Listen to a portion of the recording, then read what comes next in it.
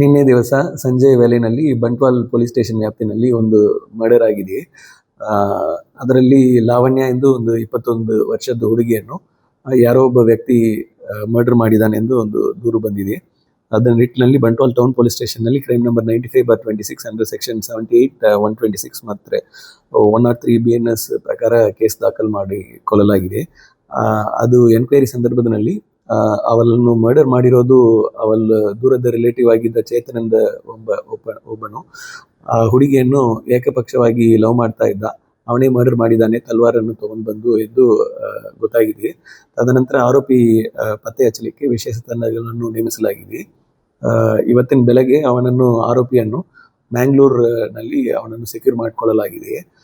ತದನಂತರ ಅವನು ವಿಚಾರಣೆ ಮಾಡುವಾಗ ಅವನು ಇಲಿ ಪಾಶನ ತಗೊಂಡಿದ್ದಾಗ ಹೇಳಿರ್ತಾನೆ. ಈ ನಿಟ್ಟಿನಲ್ಲಿ ಅವನನ್ನು ಸರ್ಕಾರಿ ಆಸ್ಪತ್ರೆಯಲ್ಲಿ ಈಗ ಅಡ್ಮಿಟ್ ಮಾಡಲಾಗಿದೆ. ನಂತರ ಅವನನ್ನು ಅರೆಸ್ಟ್ ಪ್ರೊಸೀಜರ್ ಕಂಪ್ಲೀಟ್ ಮಾಡಿ ಈಗ ಲೀಗಲ್ ಮುಂದೆ ಕಾನೂನು ಕ್ರಮ ತಗೊಳ್ಳಲಾಗುವುದು.